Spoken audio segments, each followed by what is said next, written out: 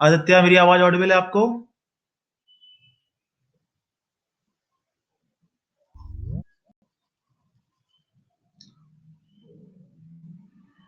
कल तुम्हारा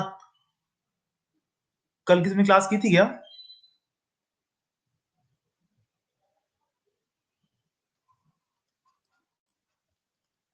अच्छा, कल तुम बोल नहीं रहे थे, शांत थे बहुत,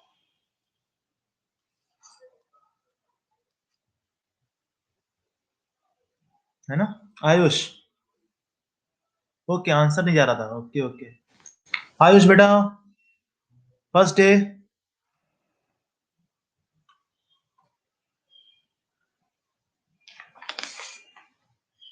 ओके, वेरी गुड इवनिंग।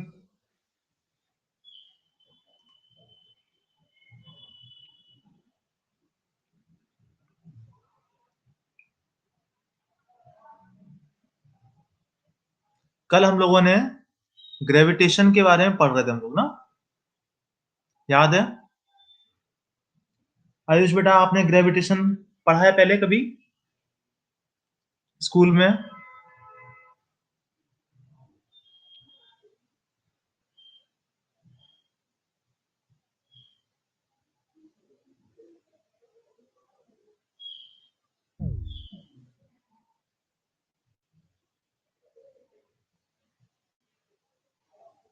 हाँ, आज केपलर लॉ बताना है। आयुष बेटा, आपने पढ़ा है पहले ग्रेविटेशन चैप्टर?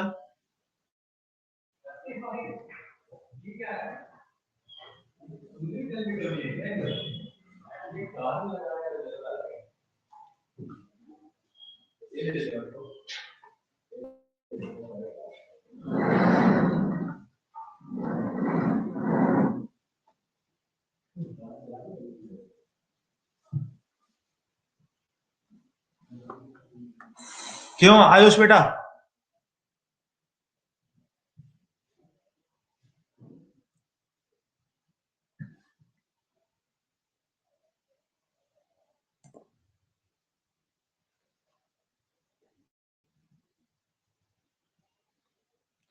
आज देखते हैं हम लोग केपलर्स लॉ।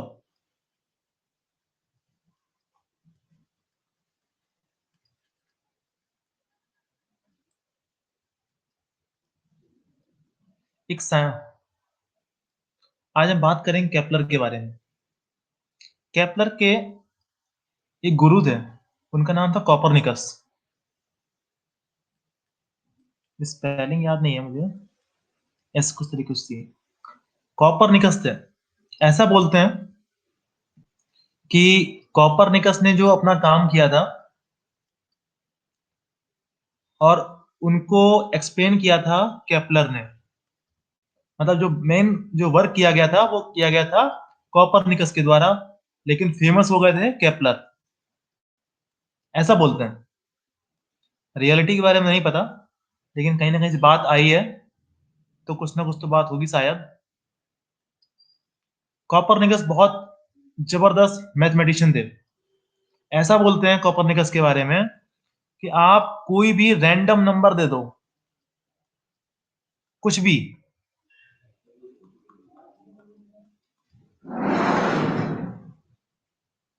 तो वो उनका अगला डिजिट बता देंगे वो। ऐसा था इनके बारे में।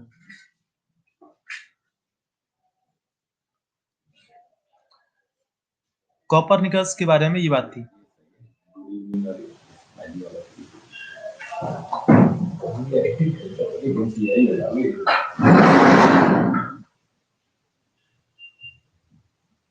तो अब बात करेंगे केपलर के बारे में। केपलर ने क्या किया? केपलर ने बताया कुछ कि प्लेनेटरी मोशन के बारे में बताया इन्होंने। केपलर्स लॉ जो था वो था अबाउट प्लेनेटरी मोशन।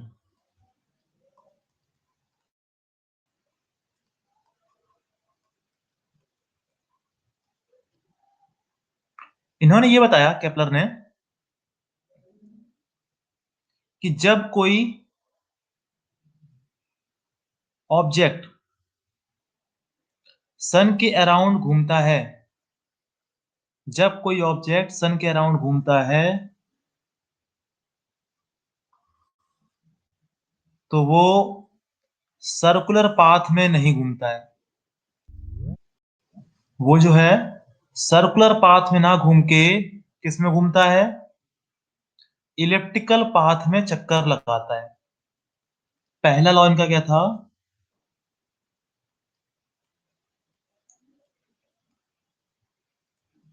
जो प्लेनेट सन के अराउंड घूमने वाला है वो सर्कुलर पाथ में ना चक्कर लगा के किस में चक्कर लगा रहा है? सर्कुलर पाथ में चक्कर लगा रहा है। सॉरी, इलिप्टिकल पाथ में चक्कर लगा रहा है। इलिप्टिकल पाथ क्या होता है? जानते हो आदित्य बेटा, इलिप्टिकल पाथ क्या होता है?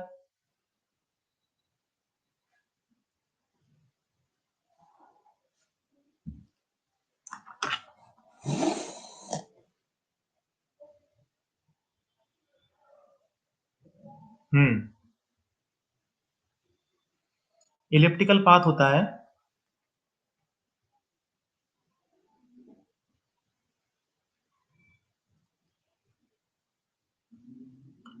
जब सर्कुलर ये होता है और इसी को अगर कंप्रेस कर दिया जाए इस तरीके से क्या बन जाता है? इलिप्स बन जाता है। इलिप्स के दो फोकस होते हैं, एक ये एक ये। उस इलिप्स के उस इलिप्स के एक सेंटर पर सन होगा। ये बात इन्होंने बताई। जो प्लैनेट्स हैं वो किस पाथ में चक्कर लगाएंगे? इलिप्टिकल पाथ में चक्कर लगाएंगे। और एक फोकस पर इलिप्स के एक फोकस पर कौन होगा? सन होगा। ठीक है, तो लिखो यहां पर फर्स्ट लॉ लिखो।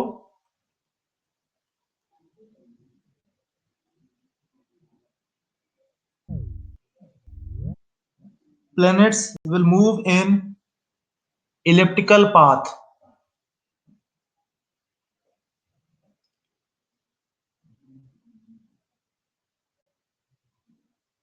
Planets will move in elliptical path around the sun.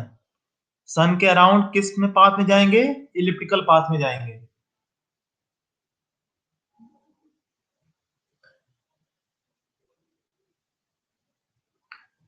Ayush बेटा बताओ, अर्थ जो है सन के अराउंड घूम रही है। आदित्य बेटा बताओ, अगर सन सॉरी अर्थ अगर सन के अराउंड घूम रही है तो किस पाथ में घूम रही होगी? उसका पाथ कैसा होगा? इलिप्टिकल। अब बताओ जुपिटर का पाथ कैसा होगा? जुपिटर का पाथ कैसा होगा? अगेन इलिप्टिकल, है ना? Planets will move around the sun in elliptical path. ठीक है, and sun will be at, good evening Rahil बेटा, and sun will be at one of its focus. लिखो, sun will be at one of its focus. sun कहां होगा? अनुराग बेटा good evening. सन कहां होगा? इस इलिप्स के दो फोकस होते हैं, उन दोनों फोकस में से किसी एक फोकस पर क्या होगा? सन होगा। Sun will be at one of its focus. Circle में एक सेंटर होता है, इलिप्स में दो क्या होते हैं? फोकस होते हैं। उन फोकस में से किसी एक फोकस पर क्या होगा? सन होगा। ओके बच्चा लोग?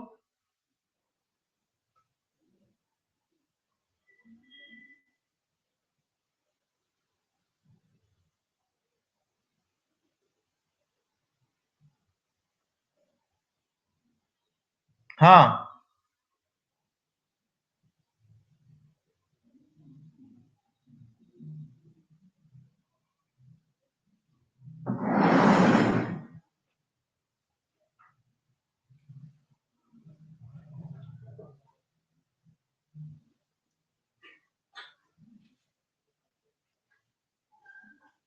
सेकेंड लॉ लिखो। अब देखो,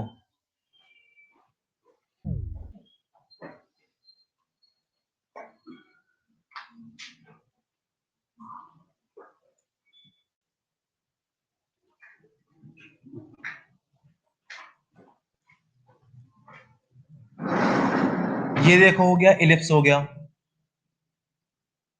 ये हो गया साइन, इसको बोल देते हैं ए, इसको बोल देते हैं बी, ये भी कितना होगा ए होगा, ये भी कितना होगा बी होगा।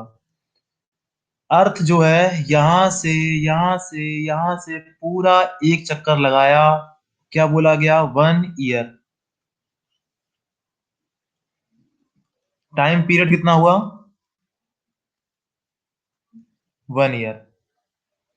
सन के अराउंड पूरा एक चक्कर लगाने क्या बोला गया, एक टाइम पीरियड बोला गया। ये जो टाइम पीरियड होता है टी स्क्वायर प्रोपोर्शनल टू होता है a cube, T square proportional to a cube. देखो ये वाला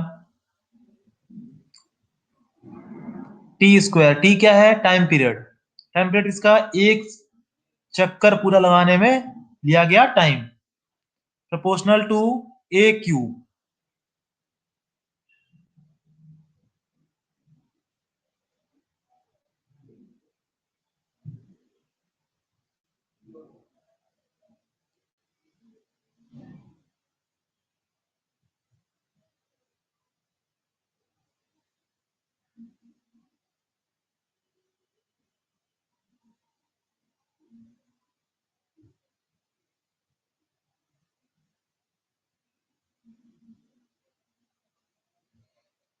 बता रहा हूं जैसे देखो, इधर देखो,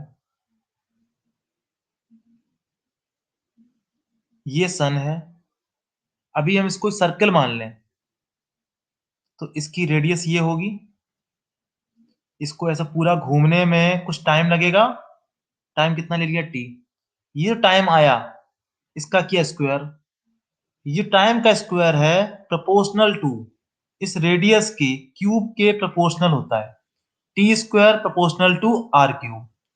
अब ये जो पाथ था सर्कुलर तो होता नहीं, पाथ कैसा होता है इलिप्टिकल, इलिप्टिकल में को एक ये है लाइन, एक ये लाइन है, तो जो बड़ी लाइन आती है उसका कर दिया आधा, इसको बोलते हैं, इसको बोलते हैं सेमी मेजर एक्सिस, इसको बोलते हैं सेमी मेजर एक्सिस,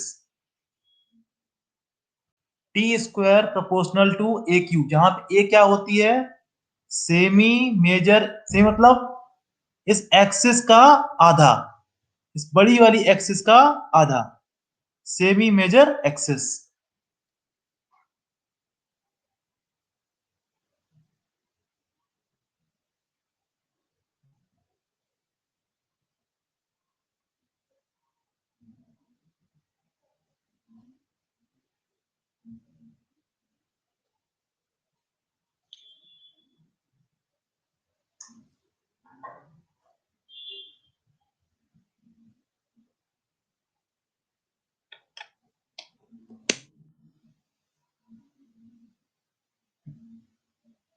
ठीक है, अब समझ में आया आदित्य बेटा, T square proportional to a cube.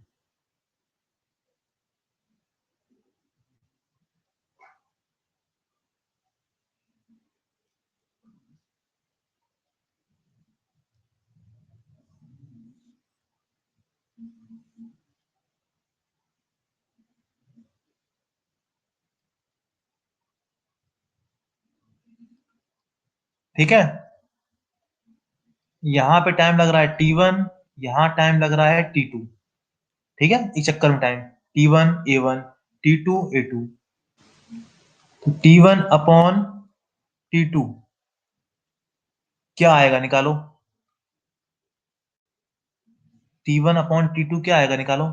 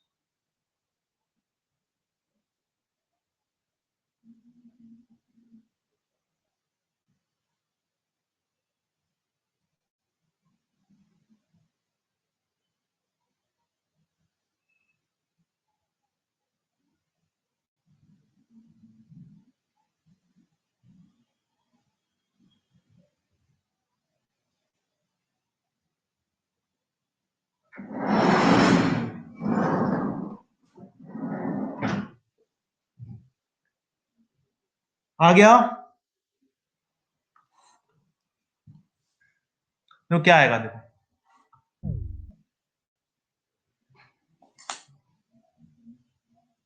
मैंने क्या बोला था, T1 square equals to a cube बोला था मैंने, यानी T2 इक्वल्स टू, ये जब साइन हटेगा एक कोई कांस्टेंट आ जाएगा, आ जाएगा। जब ये साइन हटता है तो इक्वल टू और एक कांस्टेंट आता है, ये समझ लो हमेशा के लिए बात। अब लिखो पहले वाले के लिए, T1 square equals to k a1 cube. अब लिखो दूसरे वाले के लिए, T2 square equals to k a2 cube. ठीक है, अब बताओ क्या लिखेंगे हम लोग, T1 this equation upon this equation कर दो, कितना हो गया, A1 अपॉन A2 हो गया, के से के कट जाएगा, T1 अपॉन T2 क्या कर दे इसका अंडर रूट ले लो, यहां कितना हो जाएगा 3 की पावर 3/2। बताओ, अनुराग, आदित्य, राहिल, सही है क्या? सही है ये, बताओ। आदित्य का ठीक है, राहिल बेटा आप बताओ, यस वेरी गुड, अनुराग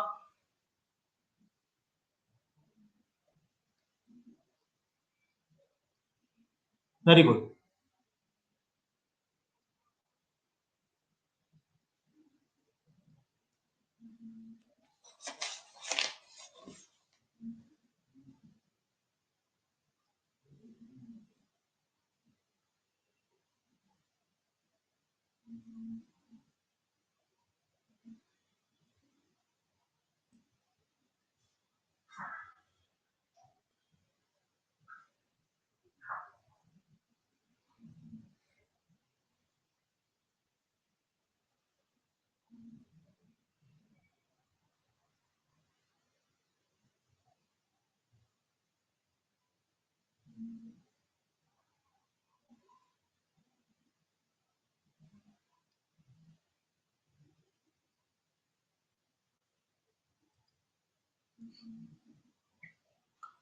अब देखो पढ़ने वाले हैं, देखो हम लोग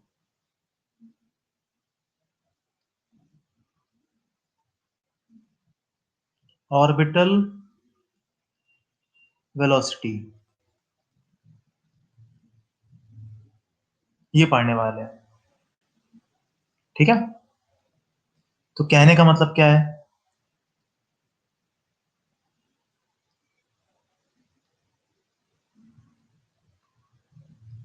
ये एक अर्थ है अपनी, ठीक है। इस अर्थ के बाहर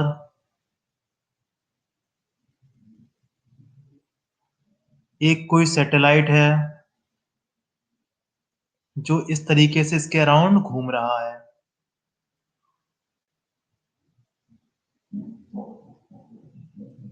जो इसके अराउंड घूम रहा है। सभी लोगों ने देखे सैटेलाइट? बताओ। सैटेलाइट सभी ने देखे हैं?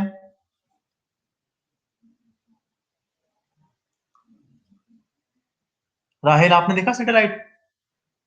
देखा है। वो क्या करता है? अपने अर्थ के अराउंड चक्कर लगाता है। ठीक है। अब देखो, अर्थ का मास m e, सैटेलाइट का मास स्मॉल m। ठीक है। यहां से यहां तक की दूरी देखते हैं। ये कितना है? r e। Radius of earth कितनी है? r e। हाइट कितनी है? देखो यहां से h। यहां से h हाइट पर एक सैटेलाइट है, घूम रहा है। ठीक है। चक्कर लगा रहा है अर्थ के। अब बताओ, इसके ऊपर अर्थ के द्वारा कितना फोर्स लगेगा?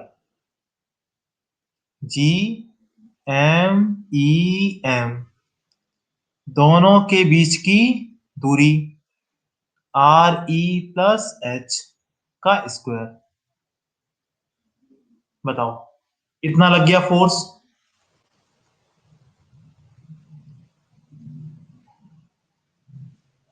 ठीक है।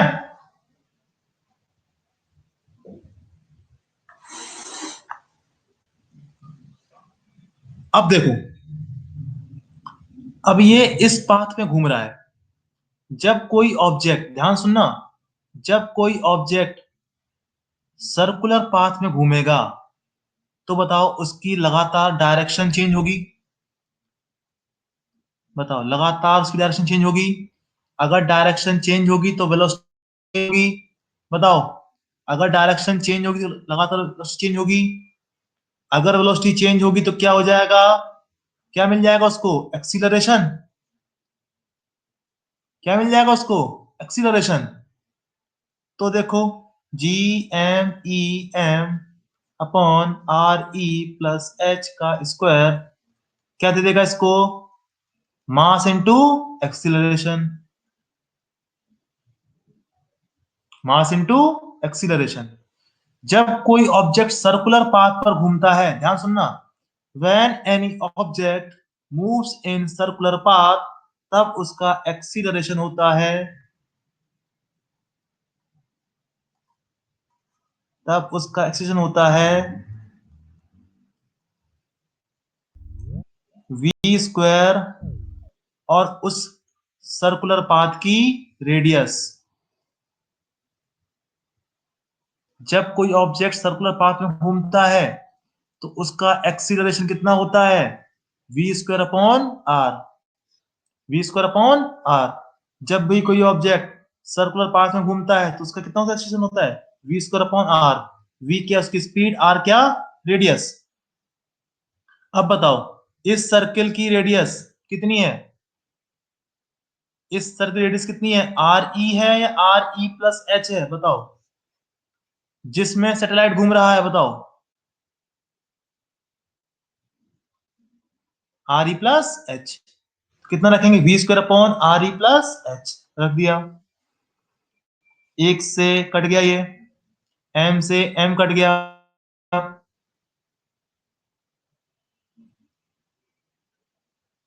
इतना नोट करो पहले तो।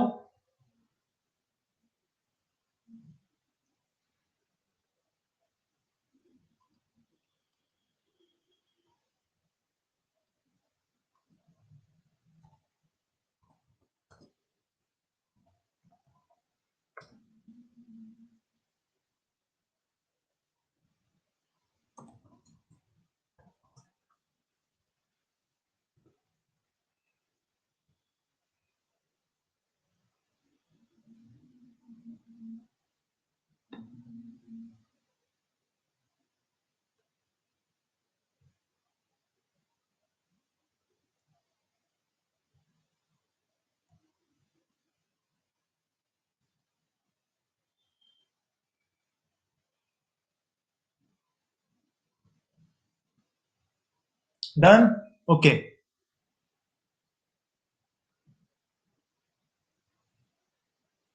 वी स्क्वायर की वैल्यू कितनी आ गई? Capital G M E upon R E plus H आ गई। वी कितना हुआ?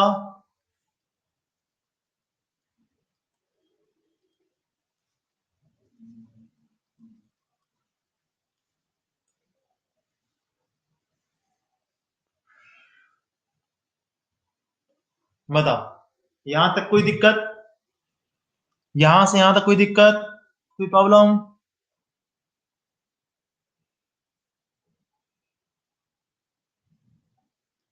नहीं ना?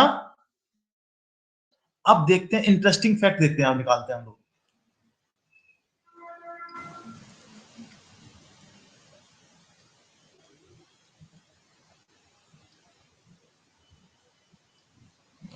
अब जो देखो, जो प्लैनेट्स होते हैं,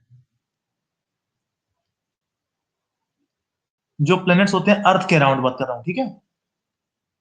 जो सैटेलाइट है, वो तीन कैटेगरी में होते हैं। उनकी तीन कैटेगरी होती हैं। एक होती है एल ई ओ, एक होता है एम ई ओ, एक होता है एच ई ओ। एल ई ओ क्या होता है? Lower earth orbit. M E होता है medium earth orbit, higher earth orbit.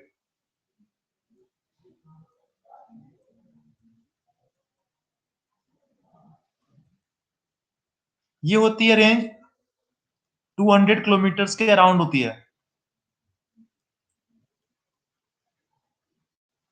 ठीक है? 200 किलोमीटर के अराउंड होती है यहां पर ये। अब अपना सभी लोग कैलकुलेटर खोलो, अपने डेस्कटॉप में या उसमें खोलो, कैलकुलेटर खोलो आप लोग। अब देखते हैं हम लोग, अगर कोई सैटेलाइट यहां पर है, लोअर अर्थ ऑर्बिट में है, यानी हाइट कितनी है यहां से है? ये हाइट है 200 किलोमीटर,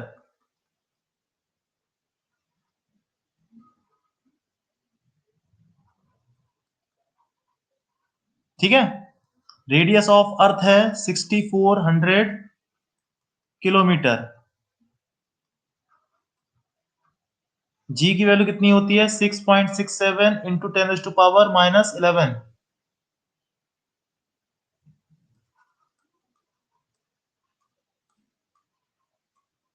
ठीक है? Mass of earth, mass of earth देखो कितना होता है, बता रहा हूं।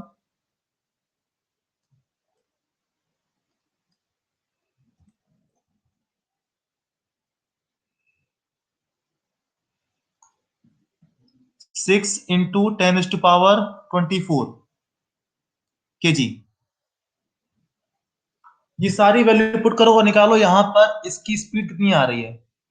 जो यहां पे सैटेलाइट घूम रहा है, उसकी स्पीड कितनी आएगी, निकालो एक बार आप लोग। देखिए कितनी स्पीड आती है आखिरकार।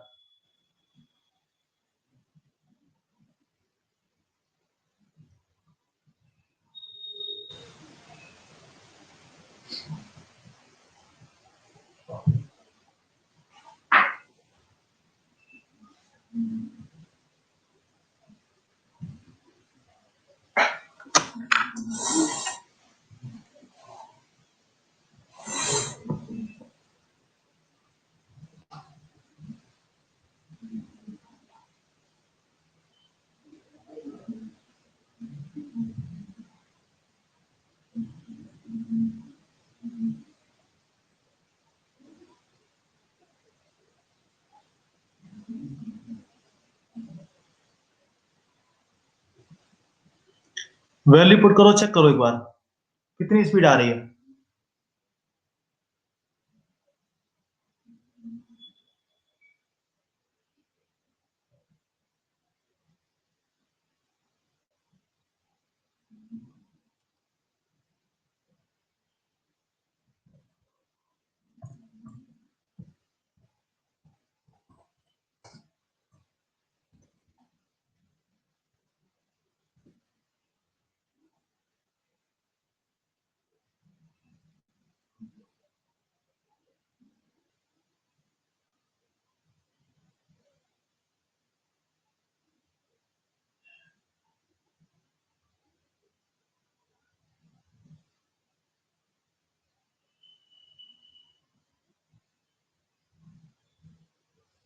बताओ राहिल बेटा कितनी वैल्यू आई, स्पीड कितनी आई यहाँ पर बताओ,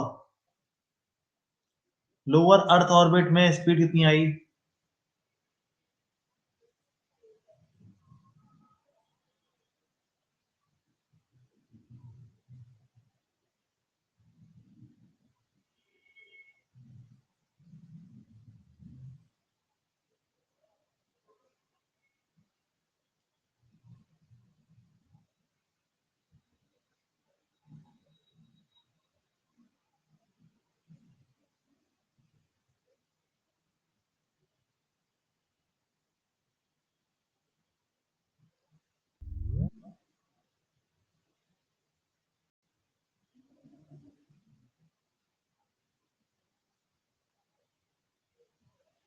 54 इंटू 10⁶,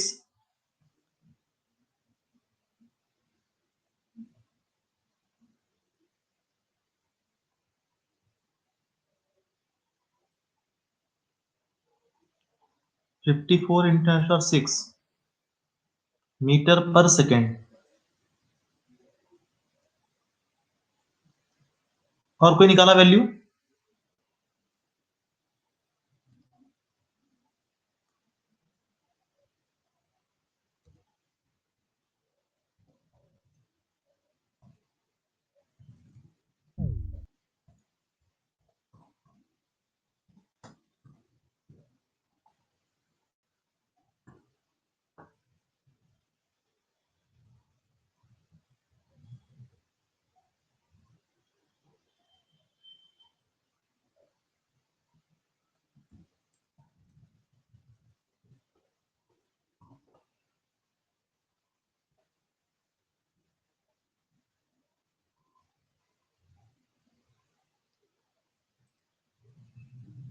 अच्छा, ओके, देखो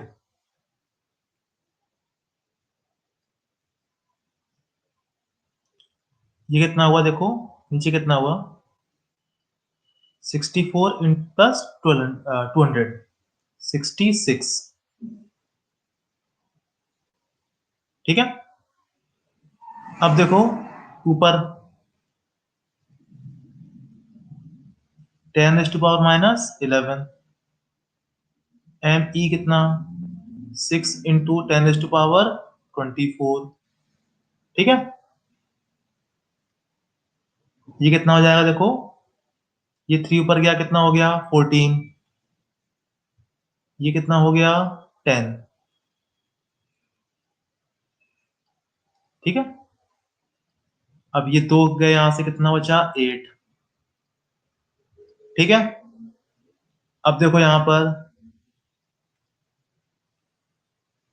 अंडर रूट कितना बचा, 6.67 इंटू 6/66 इंटू 10⁻, इसको बाहर ले गए 4 हो गया।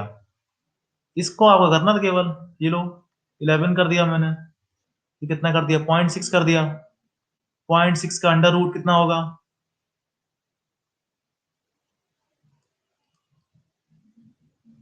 0.7 के अराउंड होगा, इंटू 10⁻4, यानी ये आ गया 7 इंटू 10⁻3 मीटर पर सेकेंड आ गया, यानी 7 किलोमीटर पर सेकेंड। समझ रहे हो आप लोग कितनी स्पीड ज्यादा है यहाँ पर, इस ऑब्जेक्ट की स्पीड कितनी है, 1 सेकेंड में कितना चलेगा, 7 किलोमीटर।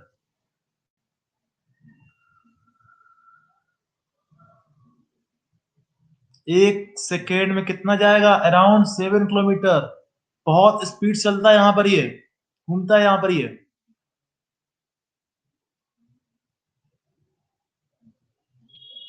अब देखो क्या हुआ, अब देखो बड़ी बात देखो यहाँ पर, एक आपको अच्छी बात बताते हैं बात।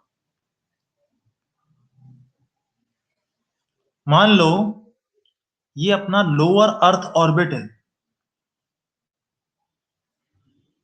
ये लोअर अर्थ ऑर्बिट है, इसमें सैटेलाइट चक्कर लगा रहे हैं और उनकी स्पीड कितनी है, 7,000 मीटर पर सेकेंड। अगर आप इसको वैसे देखो कि एक 150 किलोमीटर पर आवर की जो स्पीड होती है बॉल की, वो कितनी ज्यादा होती है ना? फरारी की स्पीड से ज्यादा। अरे बहुत ज्यादा स्पीड है ये। अब बताओ, इतनी स्पीड चल रहा है तो इसके सामने अगर कुछ टुकड़े आ गए, छोटे मोटे टुकड़े कुछ आ गए, कुछ पार्टिकल्स सामने आ गए, तो सैटेलाइट का हाल बताओ क्या होगा? इतनी स्पीड से सैटेलाइट जा रहा है, इसके सामने कुछ पार्टिकल्स आ गए, तो बताओ उस सैटेलाइट का हाल क्या खराब हो जाएगा? टूट जाएगा। अब सोचो, इतना खर्चा किया एक गवर्नमेंट ने, सैटेलाइट स्पेस स्टेशन ने, इसको यहां से यहां पहुंचाने के लिए, और जहां पे ये घूम रहा है उस जगह पे बताओ कुछ कचरा होना चाहिए क्या? इसको बोलते हैं स्पेस डेब्रिस बोलते हैं। अगर यहाँ पे कुछ भी कचरा हुआ तो उससे टकरा जाएगा, सैटेलाइट खराब हो जाएगा, करोड़ों रुपए खराब हो जाएंगे। तो समझो यहां पर अभी क्या हुआ था, कुछ दिनों पहले की बात है, लगभग 2 साल पहले की बात है। चाइना ने क्या किया, चाइना ने क्या किया कि अपना सैटेलाइट को डिस्ट्रॉय कर दिया।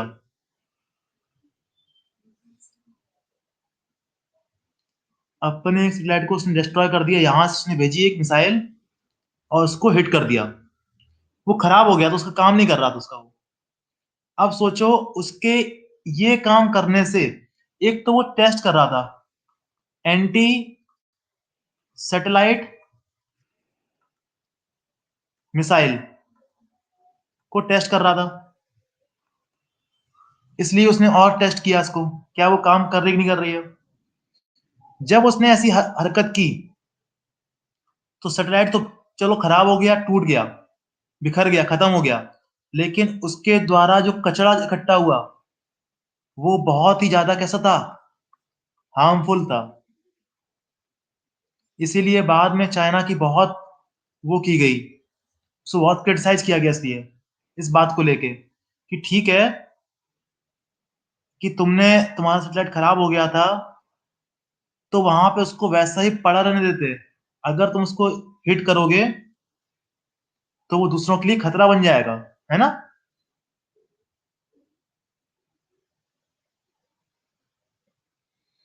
तो सैटेलाइट पर समझ में आपको आया, बताओ?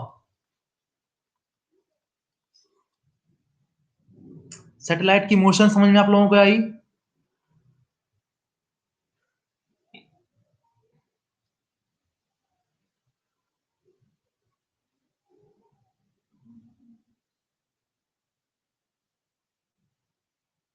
चलो सही है।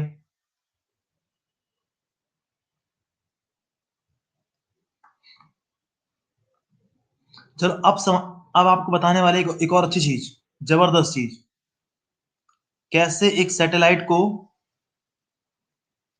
रॉकेट के द्वारा अपनी ऑर्बिट में ले जाते हैं। ग्रेविटेशन का चैप्टर अपना खत्म हो गया है, ठीक है? तो अब कुछ अच्छी सी बात बता रहा हूं आपको मैं। अब देखो क्या हुआ,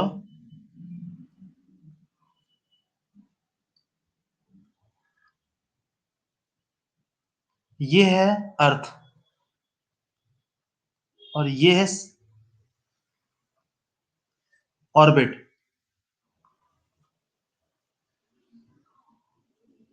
ये है ऑर्बिट, यहां से यहां पहुंचाना है, ठीक है? अब देखो यहां पे क्या हुआ,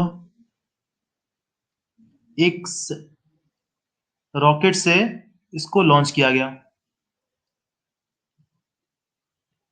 इसको रॉकेट लॉन्च किया गया। अब ये सीधा जा रहा था, ऐसे चला चला रहा था, लेकिन इसको इस यहां पे लाना था, इस तरीके से इसको मोड़ना है, और ऐसा मोड़ना है कि इसके पास उतनी स्पीड यहां पर आ जाए कि ये यहां पे चक्कर लगाने लगे, ठीक है? अब बताओ, यहां से इसको ऐसा कैसे मोड़ सकते हैं तो इस तरीके से।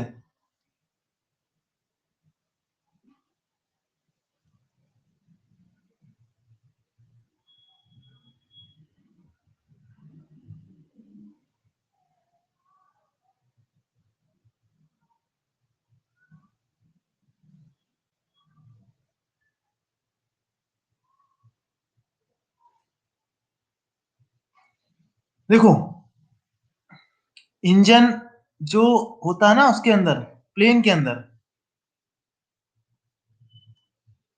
प्लेन के अंदर के इंजन को एक तरफ ऑफ करके चला के घुमा सकते हैं, लेकिन वो तब जब यहाँ पे एयर होती है। स्पेस के अंदर तो एयर है नहीं,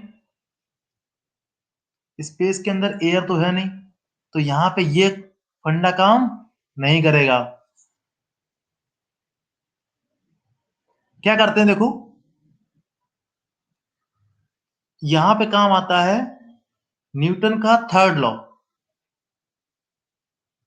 और सेकंड लॉ, मोमेंटम कंजर्वेशन का लॉ काम आता है।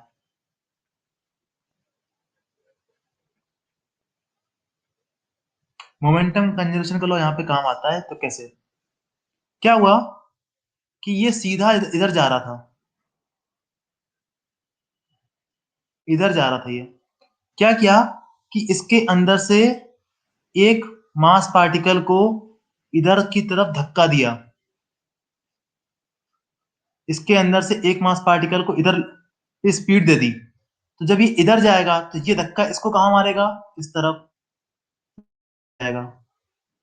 आया समझ में। तो समय समय पे क्या होता है, टाइम टाइम पे क्या होता है, इसमें से कुछ पार्टिकल निकलते जाते हैं, छूटती जाती हैं चीजें, और वही चीज क्या करती हैं, उसको बेंड करती जाती हैं।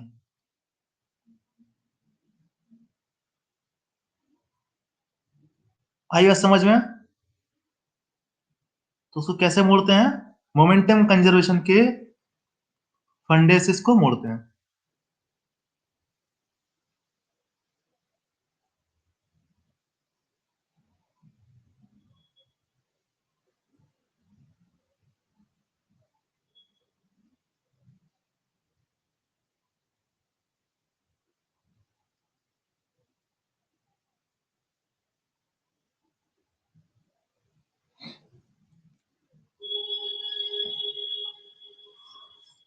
इंडिया, यूएसए और रसिया। एक टेक्नोलॉजी है जिसका नाम होता है GSLV।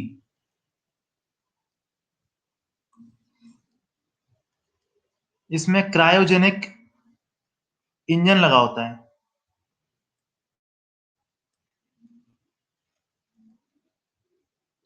और ये टेक्नोलॉजी इंडिया के पास नहीं थी, ये किसके पास थी, यूएसए, रसिया, जापान, इनके पास टेक्नोलॉजी ये वाली थी, क्रायोजेनिक इंजन वाली। बहुत बार इंडिया इससे कह रहा था इन लोगों से कि भाई मुझे टेक्नोलॉजी दे दो टेक्नोलॉजी, लेकिन ये लोग हमेशा मना कर देते थे। अगर ये टेक्नोलॉजी आपके पास होगी तो आप अपने सैटेलाइट स्पेस में दूरी तक भेज सकते हैं, अपने सैटेलाइट आप दूरी तक भेज सकते हैं। पास में तो भेजने के लिए चाहिए होती टेक्नोलॉजी PSLV। एक टेक्नोलॉजी है PSLV, एक है GSLV। ये टेक्नोलॉजी इंडिया के पास नहीं थी, ये इंडिया के पास थी। इसका काम होता है सैटेलाइट को दूर तक भेजना। अब इंडिया वाले परेशान कि मेरे पास टेक्नोलॉजी नहीं है, इतना पैसा भी नहीं खर्चा किया जाए। जैसे मार्स, वेरी गुड, मार्स तक, और एक जगह होती है, एक ऑर्बिट होती है, हायर अर्थ ऑर्बिट में एक जगह होती है, इसको बोलते हैं जियो सिंक्रोनस, जियो सिंक्रोनस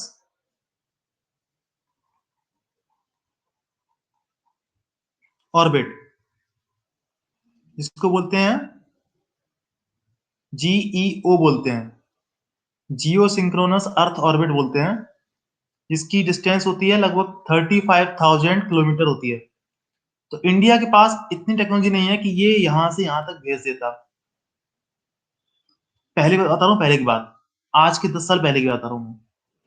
तो क्या हुआ, इंडिया के पास टेक्नोलॉजिकल थी पीएसएलवी। तो इंडिया ने अपना दिमाग लगाया और क्या किया, पीएसएलवी से ही, पीएसएलवी टेक्नोलॉजी से ही उसने इतनी दूरी तक उसने पहुंचा दिया, जुगाड़ लगा के।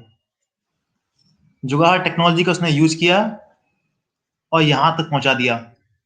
तो पूरा जो वर्ल्ड था इस बात को लेके बहुत अमेज था यहाँ पे कि आखिरकार इंडिया जैसा गरीब देश ने ऐसे कैसे कर दिया। फिर इंडिया ने एक और अच्छा काम किया, मिशन मार्स। फिर इंडिया ने क्या किया कि इसी पीएसएलवी से यहां से कहां पहुंचा दिया, मार्स तक पहुंचा दिया। मतलब किसी भी कंट्री के लिए नामुमकिन की बात बराबर बात थी कि ये अर्थ है, ये मार्स है, यहां से एक सैटेलाइट को इसकी ऑर्बिट में प्लेस कर दिया।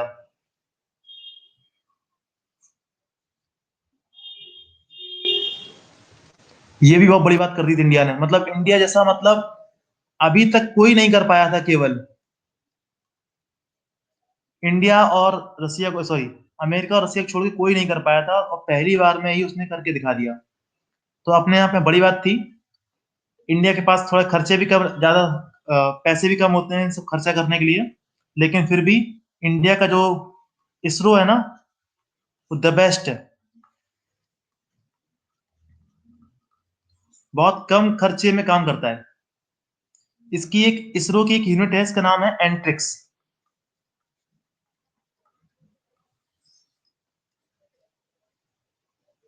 हाँ, मतलब इकोनॉमिकल बहुत है।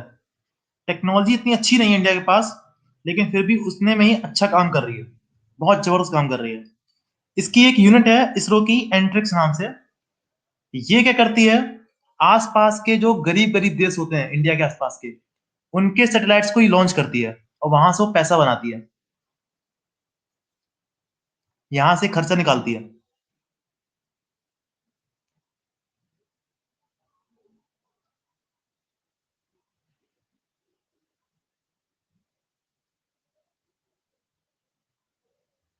इंडिया ने अपना सैटेलाइट भेज दिया था मून पे भी। जैसे पाकिस्तान का चाइना करता है, जैसे पाकिस्तान का चाइना करता है, हाँ। पाकिस्तान के पास में अपना सैटेलाइट लॉन्च करने का खर्च, उसकी अच्छी वो नहीं है, टेक्नोलॉजी उसकी अच्छी नहीं है उसकी, उसने रिसर्च, रिसर्च उसकी बहुत ही डाउन है उसकी। इसके लिए सैटेलाइट लॉन्चिंग के लिए उसका काम अच्छा नहीं हो रहा है वहां पे, पाकिस्तान में। चाइना बहुत अच्छा कर रहा है, चाइना बहुत जबरदस्त है। इंडिया भी अच्छा है। अमेरिका, अमेरिका सबसे आगे है। अभी तक कोई भी, अभी तक कोई भी कंट्री मून पर एक भी अपना आदमी नहीं भेज पाया है, अमेरिका के अलावा, समझ लो। और अमेरिका ने ऐसा काम आज के 50 ईयर्स पहले कर दिया था। 50 ईयर्स बाद तक कोई भी कंट्री अभी तक अपना कोई भी मैन वहां तक नहीं पहुंचा पाया है। Neil Armstrong first, first person था वो। ये बहुत बड़ी बात अपने आप में है कि एक काम जो एक कंट्री ने 50 साल पहले कर दिया था, आज तक कोई कंट्री उसके बराबर नहीं काम कर पाया।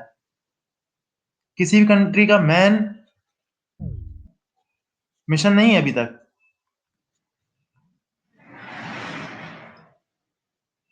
सबसे टफ टास्क होता है, यहां से जाना टफ नहीं है, वहां से आना टफ है।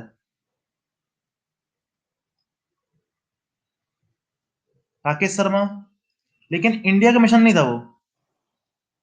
राकेश शर्मा जो थे ना, वो इंडिया के थे, लेकिन इंडिया का मिशन नहीं था वो।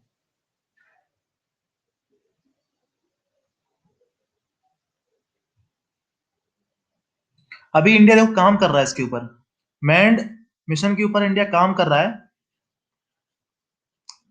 ऐसा बोला गया है 2025 तक अपना एक खुद का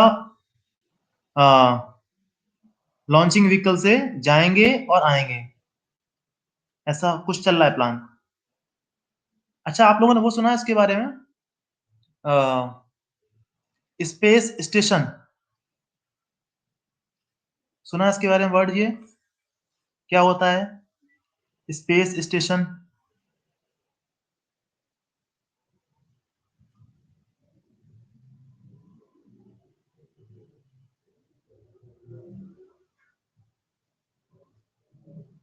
होता क्या है, जैसे अर्थ के बाहर अर्थ के बाहर एक बड़ी सी लैब बनाते हैं, जो लैब अर्थ के अराउंड इस तरीके से घूमती रहती है, और उस लैब में साइंटिस्ट लोग काम करते हैं जाके वहां पे जाके।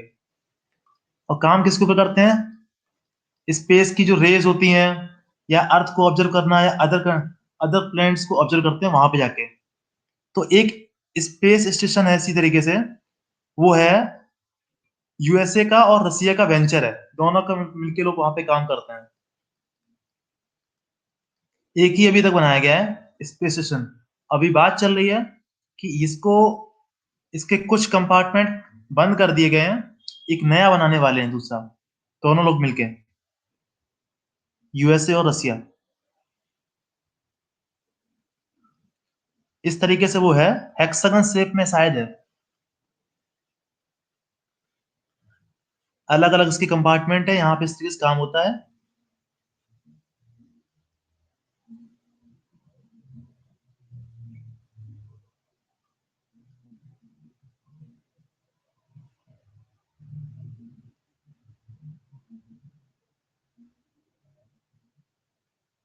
एक इंसान है,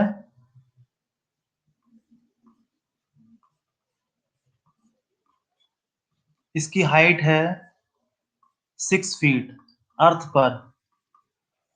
ये गया स्पेस स्टेशन में, बताओ इसकी हाइट कितनी हो जाएगी, 6 फीट से ज्यादा, 6 फीट से कम?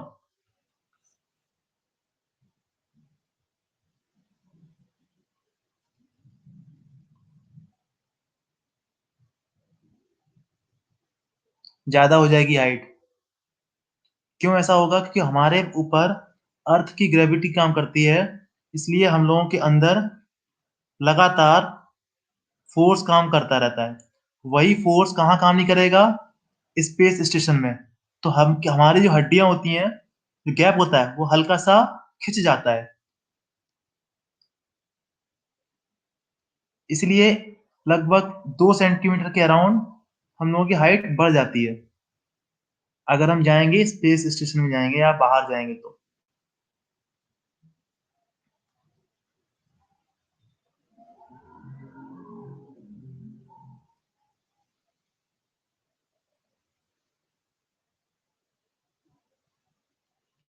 दोबारा जब अर्थ पर आते हैं ना, तो बहुत सारे काम करने पड़ते हैं यहाँ पे आने के लिए, तुरंत अर्थ से आके घर पे नहीं जा सकते हो, दिक्कत हो जाएगी, अपनी बॉडी उससे एडजस्ट नहीं हो पाती तुरंत। इसलिए वहां पे कुछ हैं जहां से वो पैसेंजर एस्ट्रोनॉट्स आए, उसके अंदर जाते हैं, वो कुछ दिन वहां पे रहते हैं, अपनी बॉडी को दोबारा अर्थ के लिए बनाते हैं, फिर वो बाहर निकलते हैं।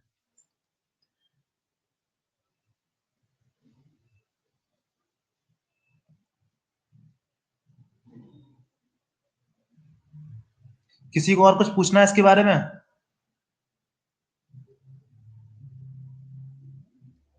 कुछ इंटरेस्टिंग बात है पूछनी हो?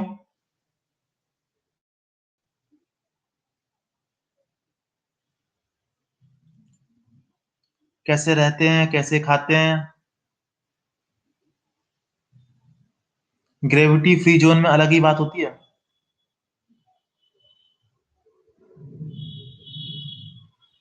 यस सर, क्या अनुराग?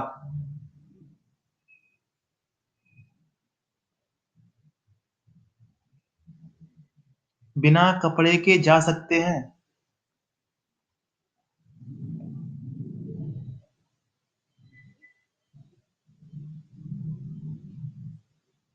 बिना कपड़े के जा सकते हैं तो एक तो एयर का दिक्कत है, एक तो एयर का दिक्कत है। दूसरा दिक्कत मुझे ऐसा लगता है कि जैसे क्या होता है, अपनी बॉडी होती है ना, जो बॉडी जो है वो उसकी आदत होती है 1 atm प्रेशर में रहने की। अपने ऊपर अर्थ का एक प्रेशर होता है ना, एयर का प्रेशर होता है 1 atm का। अगर 1 atm का प्रेशर की हमें आदत होती है, उससे अगर कम कर दिया जाएगा ना, 0 प्रेशर ला दिया जाएगा, तो अपनी बॉडी को दिक्कत हो जाएगी बहुत सारी। इसलिए उस 1 atm प्रेशर को बनाने के लिए शूट होता है वो। दूसरी बात ऐसे देखो कि मान लो कि अपने पास एक पानी का वो है, पानी भरा हुआ है, बाहर का प्रेशर होता है 1 atm, तो पानी यहाँ पे टिका रहता है। जब ये पानी का 1 atm को 0 कर दिया जाए, तो पानी यहाँ से क्या हो जाएगा, एवेपोरेट हो जाएगा, पूरा का पूरा उड़ जाएगा पानी यहाँ से। आई बात समझ में? अब सोचो, अपनी बॉडी है, अपनी बॉडी से लगातार पानी होता है इसकी अपनी बॉडी के स्किन पर। अगर बाहर का 1 atm की जगह पे 0 कर दिया जाएगा, तो क्या होगा, अंदर का लिक्विड तेजी से बाहर की तरफ फ्लो करने लगेगा, जो हमारे लिए दिक्कत पैदा कर सकता है।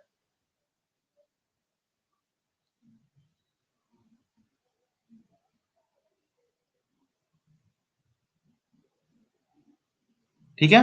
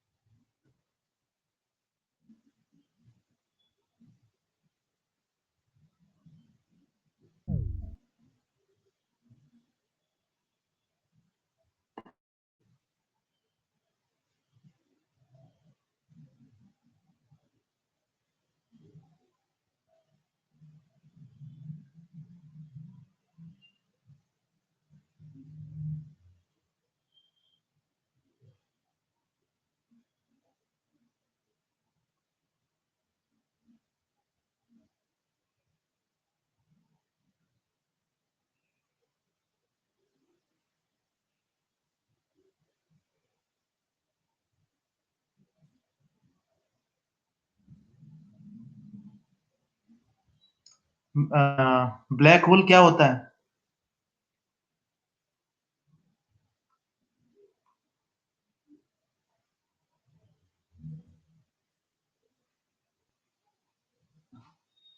ऐसे समझो, देखो,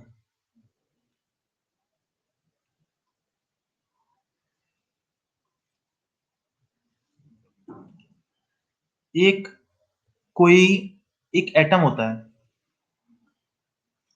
है ना? इस एटम में क्या होता है, न्यूक्लियस होता है और इलेक्ट्रॉन होते हैं, प्रोटॉन न्यूट्रॉन, इस तरीके से होता है ना? अब हुआ क्या जाए कि ये जो बीच का स्पेस है, न्यूट्रॉन के और इलेक्ट्रॉन के बीच का स्पेस है, वो खत्म कर दिया जाए। मतलब इसको बहुत ही छोटा बना दिया जाए। जैसे एक स्टेडियम है या एक अर्थ है, इसको कंप्रेस करके 1 सेंटीमीटर के बराबर एक क्यूब में बदल दिया जाए। सोचो, अर्थ इतनी बड़ी है, इसको कंप्रेस करके इतनी छोटी बना दी जाए, 1 सेंटीमीटर का क्यूब बना दी जाए। तब बताओ उसकी डेंसिटी कितनी हो जाएगी? बताओ।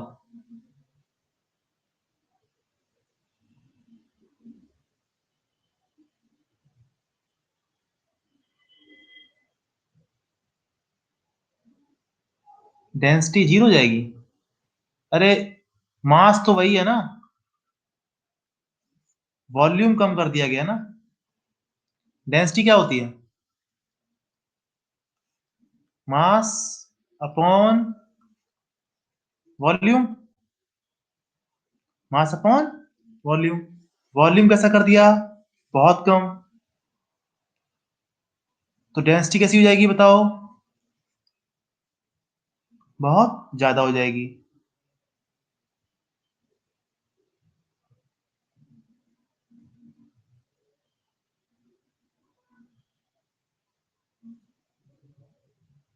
आया समझ में?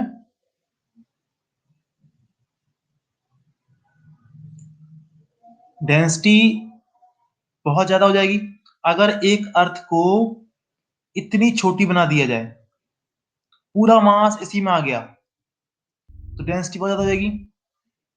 ऐसी डेंसिटी का एक स्टार है, ऐसी डेंसिटी का एक स्टार है, वो सन से बहुत बड़ा है। अब सोचो आप, ऐसे सोचो, इतनी डेंसिटी का एक सन का स्टार है, बहुत बड़ा स्टार है, तो बोलो उसके अंदर मास कितना होगा?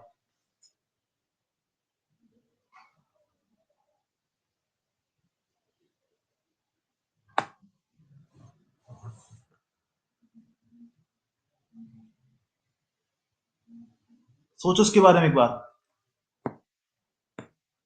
कि अर्थ को इतनी छोटी कर दिया गया, इस डेंसिटी का एक सन से बड़ा स्टार है, तो बताओ उसके अंदर मास कितना होगा? कुछ लग रहा है अंदाजा?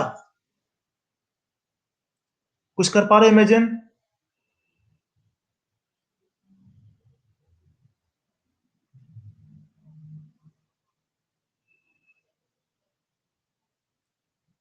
मास मास बहुत ज्यादा होगा। सोचो, इस अर्थ को इतना छोटा बना दिया गया, इसका मतलब कितनी अर्थ हो गई यहाँ पे? अपनी अर्थ के बराबर। अपनी अर्थ के बराबर लगभग अर्थ कितनी हो जाएंगी? 4/3 पाई आर, 6400 किलोमीटर को मीटर में, फिर उसको सेंटीमीटर में, इतनी अर्थ हो गई। देख लो, इतनी अर्थ के बराबर मास। फिर सन कितना है? सन कितना बड़ा है उससे, अर्थ से? सोचो आप, इतनी इतना हैवी मास होगा उसका। अब इतना हैवी मास होगा तो उसकी बताओ ग्रेविटी। ग्रेविटी क्या होती है? G=mr²।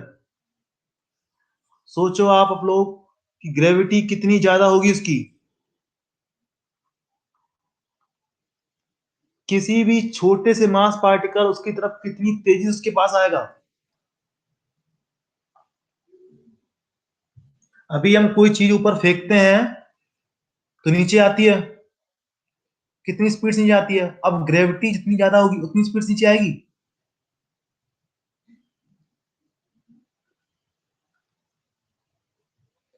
ग्रेविटी की वैल्यू इतनी ज्यादा होती है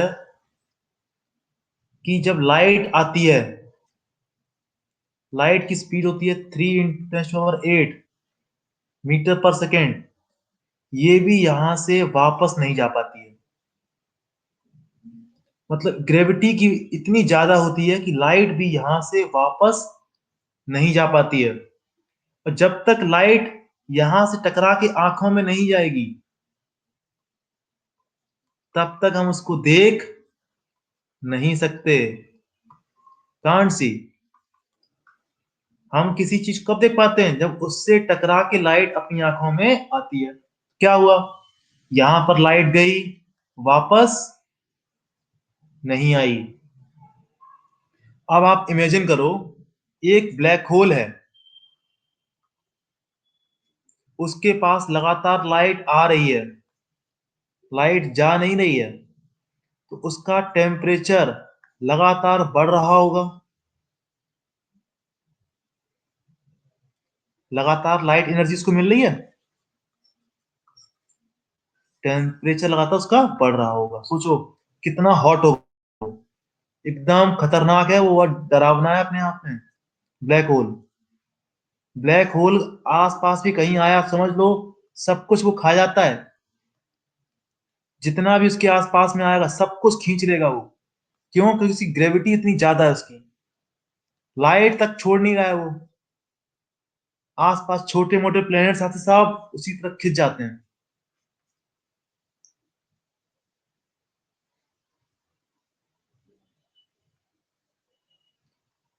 दिक्कत तब होती है एक ब्लैक होल दूसरे ब्लैक होल से टकराता है, तब बहुत बड़ा धमाका होता है। अभी कुछ दिनों पहले की बात है कि दो ब्लैक होल टकराए थे अभी।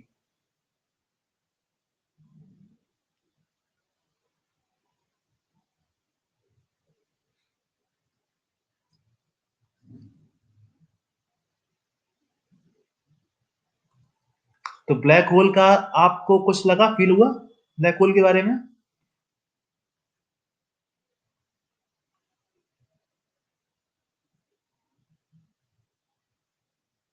एक आपको इमेज दिखाते हैं।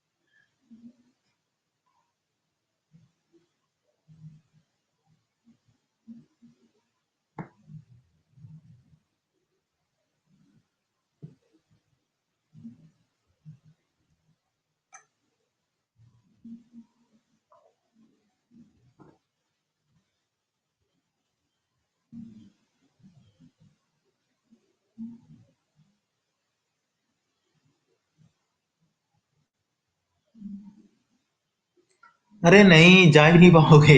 अपनी बॉडी है ना, अपनी बॉडी जो ब्लैक होल के अगर करीब भी पहुंच गई तो हम नहीं, पूरी पूरी अर्थ ही गायब हो जाएगी। अर्थ इतनी बड़ी थी, अर्थ अपनी, मान लो बहुत बड़ी अर्थ है, ये एक चम्मच से छोटी हो जाएगी। अपनी पूरी अर्थ इतनी बड़ी अर्थ है, ब्लैक होल के करीब पहुंची तो समझ लो चम्मच से छोटी हो जाएगी।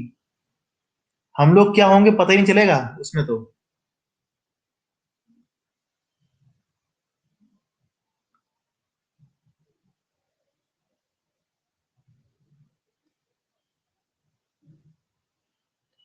अब इसके बारे में कुछ नहीं कह सकते कि हम लोग बचेंगे नहीं, छोटे मोटे कुछ हो जाएंगे तो हो जाएंगे।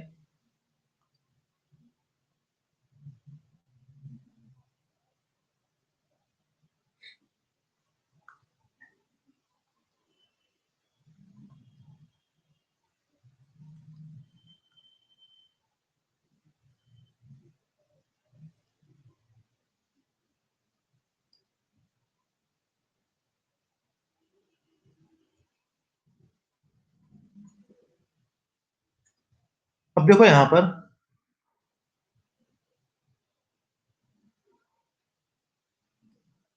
ये बीच में कहीं ब्लैक होल है। ये जो डिस्टेंस है ना, वो लाइट ईयर्स में है।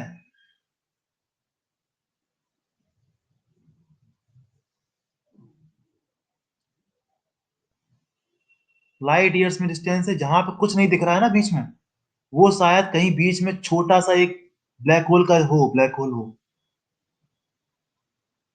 इसके बीच में कहीं ब्लैक होल है।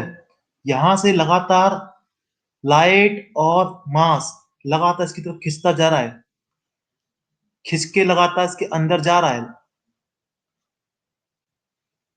हर तरफ से लगातार ये मास और एनर्जी लगातार खा रहा है ये। और जितना ज्यादा खाएगा उतना ज्यादा स्ट्रांग होता जाएगा ये।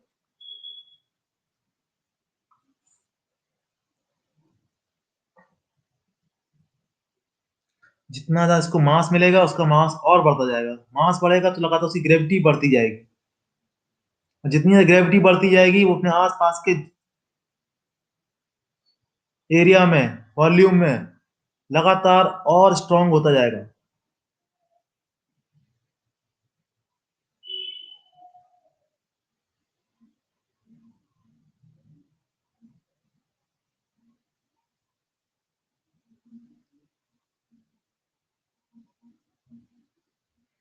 तो ये जो है ना, अब स्पेस में एक मैटर होता है डार्क मैटर, बोलते हैं कुछ नेगेटिव मास का कॉन्सेप्ट भी है, जो इसको, अब हर चीज इतनी करीब नहीं होती ना, हर चीज बहुत बहुत दूर होती है। तो उस नेगेटिव मास का शायद कोई कॉन्सेप्ट है जो इसको मतलब ज्यादा खतरनाक बनाने से रोकता है। अभी इसके बारे में तो कुछ खास पता नहीं किसी को, साइंटिस्ट को भी कुछ खास पता नहीं है इसके बारे में, बस इतना कुछ पता है कि हाँ इसकी ग्रेविटी बहुत ज्यादा होती है और आसपास के रीजन के लगातार मास को लगातार खाता रहता है। बस इतना ही पता है। रिसर्च चल रही है। अभी रिसेंटली दो ब्लैक होल का टकराना हुआ था, तब कुछ एक फोटोग्राफ आई थी। तो अभी तक पहली चीज वही पता चली है अभी तक ब्लैक होल के बारे में।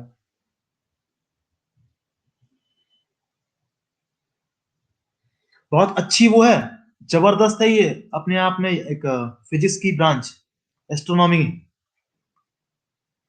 अगर आप किसी को वो बनाना हो अपना फ्यूचर, तो उसके लिए बहुत जबरदस्त है, बहुत फैसिनेटिंग है, और काम करने में बहुत मजा आने वाला है इसमें, समझ लो।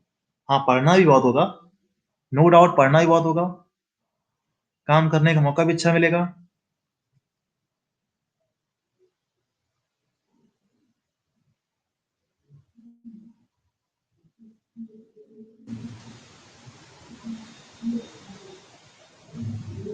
चलो, बाय बाय सभी को।